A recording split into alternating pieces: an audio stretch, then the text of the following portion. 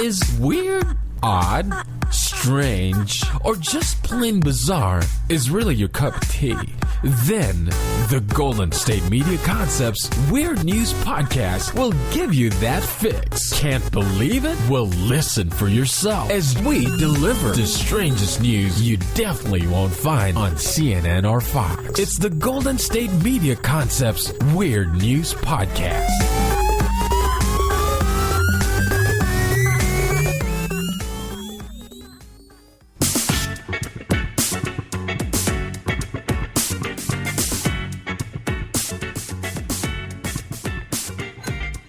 Hello and welcome to another episode of the GSMC Weird News Podcast, brought to you by the GSMC Podcast Network. We are here, of course, to talk about some of the stranger news stories in the world. The regular news, as I keep saying, is strange enough, but we need stories that can make us smile or groan or roll our eyes in positive ways and not just sad eye-rolling kind of ways or sad tear-filled kind of ways. I don't know. We need some weird news in our lives. So that is what I am here to attempt to give you. And our first weird news story comes from actually earlier in August, and it tells the story of a fairly unique attempt to escape prison. People have come up with all kinds of plans over the years to try to escape from prison. This one is, I don't know if it's unique, but it's maybe less common than one might expect. And that is that a Brazilian drug trafficker tried to escape prison disguised as his daughter. Okay. When visiting hours ended at a prison outside Rio de Janeiro, a young woman made her way toward the exit before guards took a second look and pulled her aside. Turns out she wasn't a woman at all, but a well-known male drug trafficker. Clavino de Silva was sentenced to 73 years and 10 months. 73 years and 10 months. Wow. In prison, because that extra 2 months of your 74th year, that really makes a difference. But anyway, De Silva's escape plan, prison authorities told local media, was to have his 19-year-old daughter visit the prison. The prison is known as Bangu 3. And then he would disguise himself as her and then leave her behind in his place. That's terrible. I mean, I was wondering how that there were going to be one daughter that comes in and two daughters that leave. You're going to leave her in your place? Well, I don't know. I guess I don't know. It might have worked, but authorities say the quote-unquote woman's air of nervousness signaled that something was amiss. A video released by a local lawmaker shows the odd and slightly creepy reveal. First, it shows what might appear to be a young woman with long black hair, wearing glasses and a pink shirt with images of donuts. And I am looking at the picture, and it is an odd disguise. I mean, yeah, at first glance, you would think it was a young woman, but then there's just something off about the picture. So, one of the guards takes off her glasses and lifts off the black wig, revealing a strangely smooth head. And then the person in disguise peels off the pink shirt and bra, revealing a muscular male frame with arm tattoos. Thank goodness it was a male and they didn't just make a young female topless. Then the person grabs what is now clearly a silicone mask. Oh, thank goodness. I was wondering why this young woman looked so very strange. A silicone mask and pulls it over his head. Underneath is a man in his 40s wearing a buzz cut, blinking indignantly. When asked, he says his name. So, wow. The tweet with the video is in Spanish, so I do not know exactly what it says. But yeah, the reveal, definitely interesting. The article says that it was a slightly creepy reveal, and it really is, simply because the silicone mask is a little creepy. Like, it looks like a mannequin face, kind of, which is not usually, the kind of face that you're expecting to see on a 19-year-old who is visiting her father in prison. But De Silva, who is nicknamed, I don't know how to say that, Baxinho, which means shorty. Portuguese is a language that I can't even try to pronounce half the time, but it means shorty, and he was a leader of the Red Command, which the Associated Press calls, quote, one of the most powerful criminal groups in Brazil that controlled drug trafficking in a large part of Rio de Janeiro. It's not clear how much De Silva's daughter actually knew about the plan. The BBC reports that she was questioned by authorities along with 7 other people who recently visited him because they think that's how he got his disguise. That makes sense. 7 different people bring 7 different parts of the disguise. Easier to smuggle in, I would imagine. They suspect that one of them, a pregnant woman who was not searched by the guards, had hidden the wig and glasses used by Silva on herself, the broadcaster reports. De Silva has some experience escaping from prison. According to Globo, he was among a group of at least 30 prisoners who escaped a facility called Instituto Penal Vicente Piragibe in 2013. That time he left prison using the sewer system and was soon caught. Brazil's prisons are notoriously violent. As NPR reported, at least 57 prisoners were killed during a prison riot shortly the week before this article was written, and at least 10 of whom were decapitated. Really? That's where you end the article? Come on, people. You could have given us a follow-up sentence, a follow-up.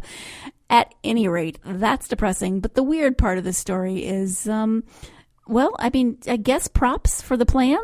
You had to think through it, and clearly you had to convince 7 people. However, by whatever means, he convinced them to smuggle in parts of the disguise. I mean, again, as I kept saying in the last episode, somebody write this story. This would make a very good television episode, I think, or something. Maybe not a full-blown movie, but yeah, you could definitely film something like this.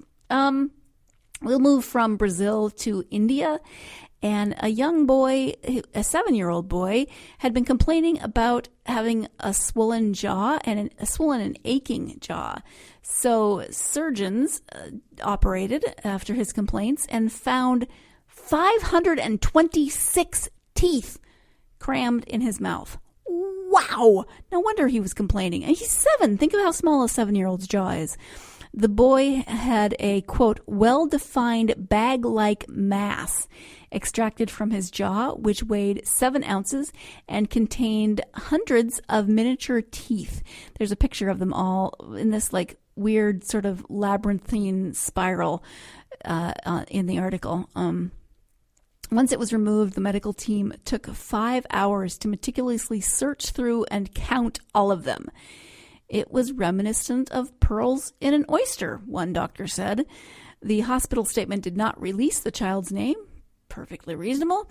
He was discharged after 3 days. Oh man, I hope they don't, somehow come back, and I hope that he's feeling better. But each tooth, which varied in size from 1 millimeter to 15 millimeters, displayed a crown covered by enamel and a root-like structure, according to the hospital's statement. Though there is no problem in the growth of other teeth in the boy, the growth of molar teeth is permanently affected, and he requires molar implants after turning 16, the New Indian Express reported. The procedure did not require jaw reconstruction. Surgeons said the lesion, known as compound odontoma, may be attributed to genetic or environmental factors. And according to the National Center for Biotechnology Information, odontomas are usually discovered in people during their first 2 decades of life, but can occur at any age. And the hospital asserts that this is the first ever case to be documented worldwide, whereas or so many minute teeth were found in a single individual. That is fascinating. And wow, I'm so glad that the young boy was able to get the surgery and get things taken care of. I can only imagine that he's feeling so very much better, and that molar implants at 16 will seem like not so terrible of a thing to have to do in order to have relief from what he had to be going through. 500 extra teeth, 526 extra teeth crammed inside your... Wow. That's all I have to say. Because all I can say is wow. We're going to go ahead and take our first break of the podcast. And when we come back, we'll be talking about some more weird news stories. So stay tuned. We'll be right back. Check out the show built around the women of MMA. From the UFC to the extreme cage fighting, we got the fights covered. Listen. It's the Golden State Media Concepts Women's MMA Podcast. The latest news of upcoming fights, discussions of previous matches. Join us as we talk to and about the biggest names in women's mixed martial arts. Past, present, and future. When it's the women's fight game, you know where to listen to. The Golden State Media Concepts Women's MMA Podcast.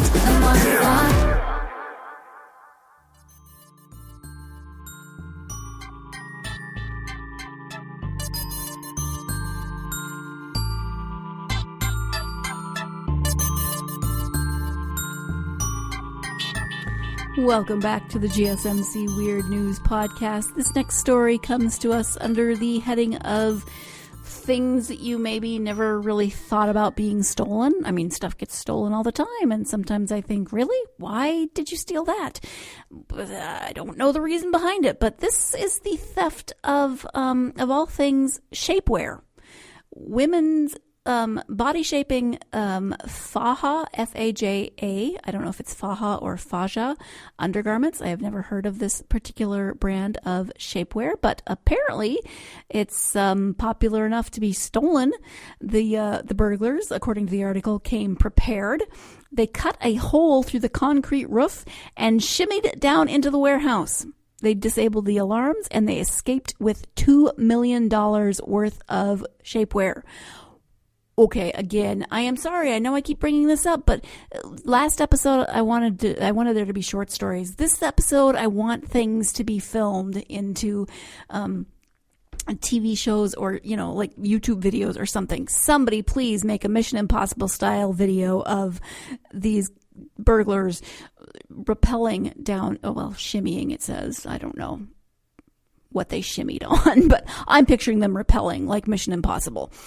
The stolen goods consisted of 34,000 pairs of high-end fajas, again, I'm sorry, a Spanx-like undergarment popular in Miami's Hispanic community.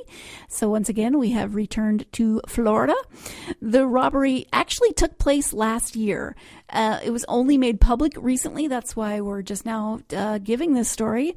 David Ovalle, a Miami Herald journalist, has been reporting the story from South Florida, and there are several tweets by David. According to his reporting, less than a quarter of the shapewear garments have been returned to Premier International Group, and the recovered garments are mostly unsellable. Well, detectives from Miami-Dade's cargo theft unit noticed black market sellers exchanging garbage bags of fajas and were able to uncover the operation. Still, the burglars behind the estimated $2 million plunder have yet to be found. The reporter says the actual people who went in and broke in and actually did the stealing of the fajas have never been caught or identified. The motion for the theft? Well, the reporter thinks the bizarre crime is the result of a financial calculation. He says the fajas ended up in the black market. So if you're a place that sells fajas and you can get this good Colombian product for only like $20 a pop, as opposed to $50 a pop, and then you can sell it for over $100 while you're making a pretty good return. Fajas are popular in Colombia and much of Latin America. The body-shaping garments are worn to accentuate curves, but also to aid in the recovery from cosmetic procedures like liposuction. The product is also available for men. Maria Luisa Jimenez, owner of Premier International, began selling them back in the early 2000s and became one of Miami's most prominent sellers of the shapewear.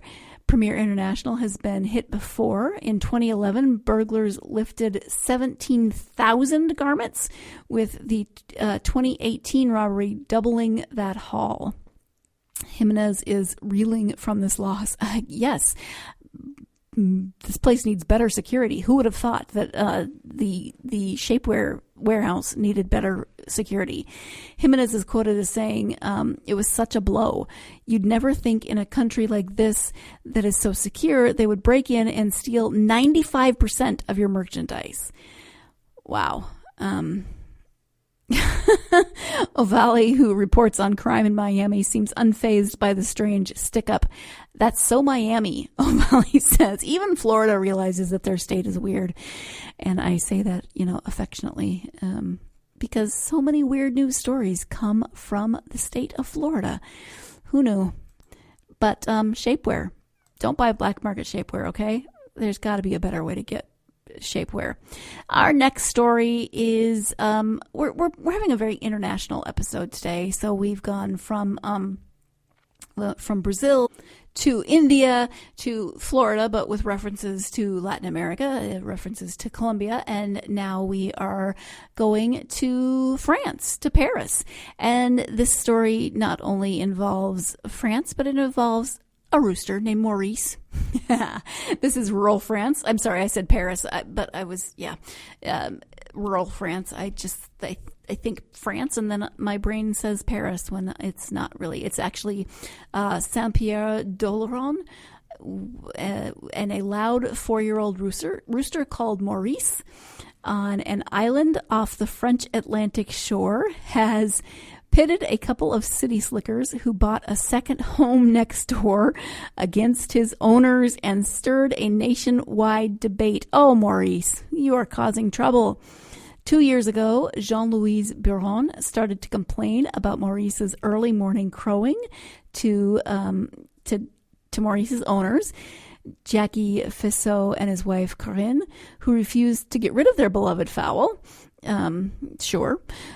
The cock screeching starts at 4:30 a.m. and keeps up all morning and well into the afternoon, Biron said in an official letter he sent to his neighbors on the island of Oléron in 2017.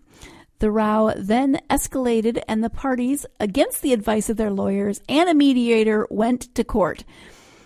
I'm telling myself I am not going to let myself be bullied, Corinne Fissot said about the lawsuit. The countryside should stay as it is, and they should not say we should silence the countryside noises.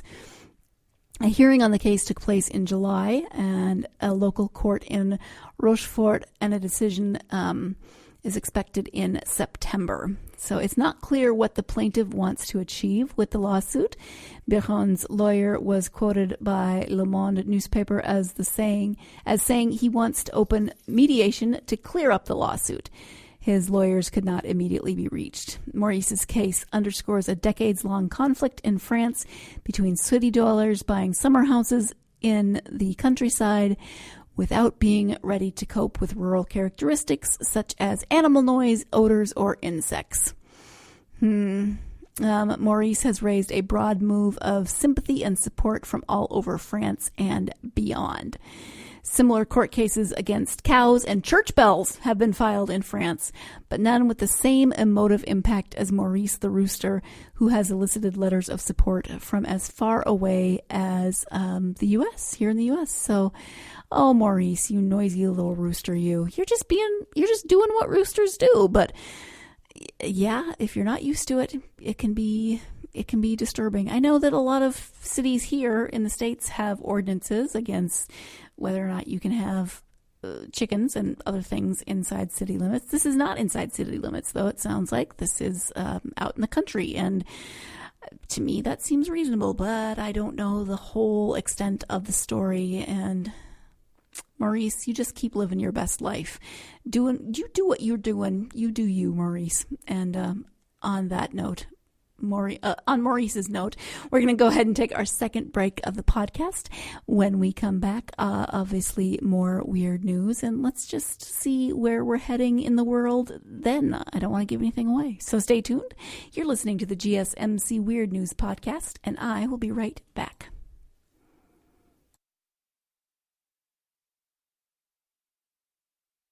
This is your ultimate stop for everything sports. The Golden State Media Concepts Sports Podcast. Should I say more? From the NFL, MLB, the NBA to MMA, it's all in here. The Golden State Media Concepts Sports Podcast. Listen now.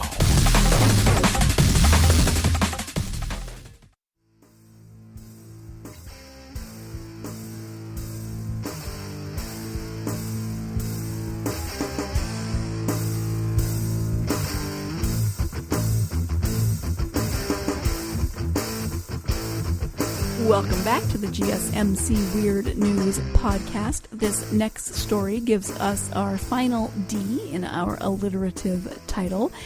This diving refers to scuba diving and a World War II veteran who is 96. The story is from Cypres, so there you go. That's the next stop on our international episode. The 96-year-old veteran celebrated his birthday by breaking his own record as the world's oldest active scuba diver for the third year running, plunging to the depth of the equivalent of a 15-story building to explore a shipwreck off Cyprus. He is, as I said, a World War II veteran. His name is Ray Woolley, and he turned 96 on August 28th. He plunged to a depth of 42.4 meters for 48 minutes. The event organizers said that was the time and the depth.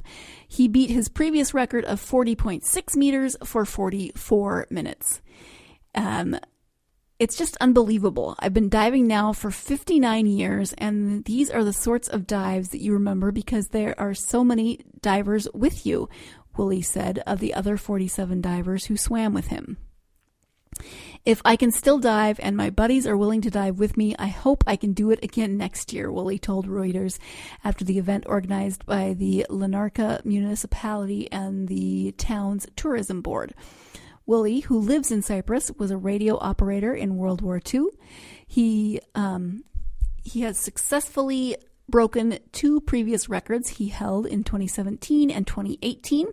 He is originally from Port Sunlight in northwest England. Oh, Port Sunlight. That just sounds like a lovely name. I have no idea if Port Sunlight is as lovely as its name. So the Zenobia, a cargo vessel laden with trucks that sank off of Larnaca, in 1980 is a popular dive site. Underwater images showed Woolley and other divers sitting on the hull of the submerged ship as fish and the occasional turtle swam by. A documentary on his life, Life Begins at 90, will be shown at the Bosnia-Herzegovina Film Festival in September.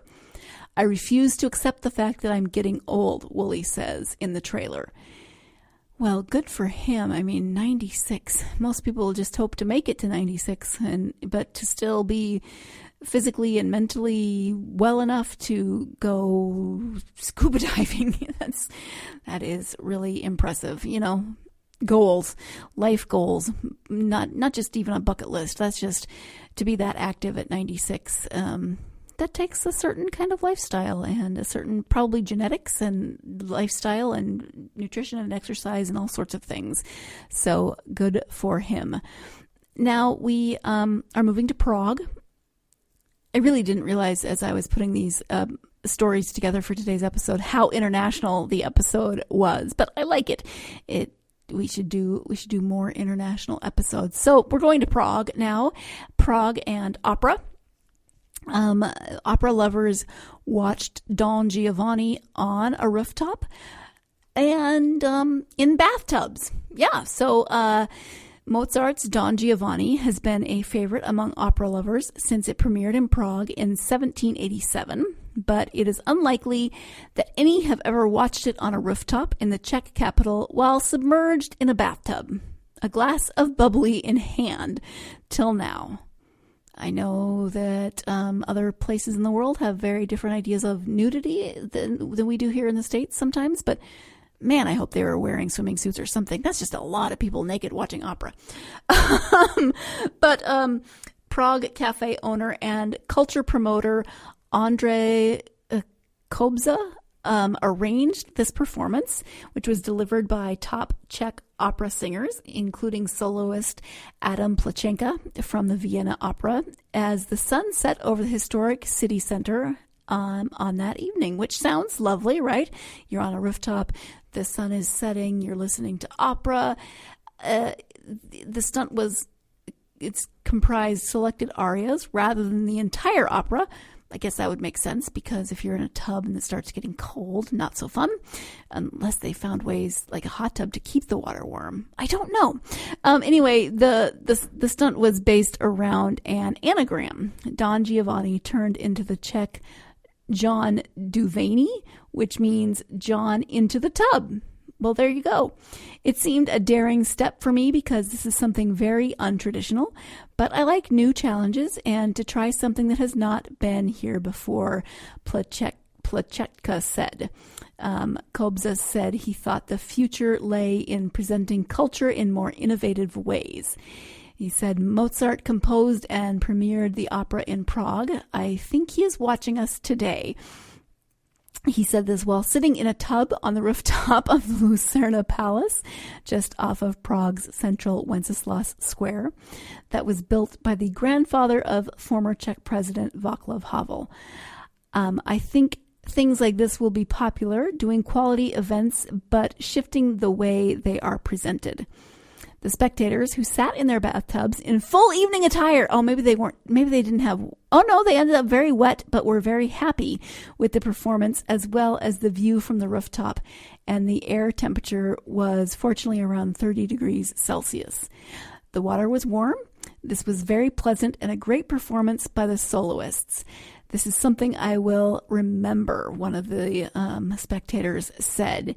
Don Giovanni, which tells the story of a sexually promiscuous nobleman whose past finally catches up with him, premiered in Prague, then part of the Austrian Habsburg Empire, on October 29th, 1787.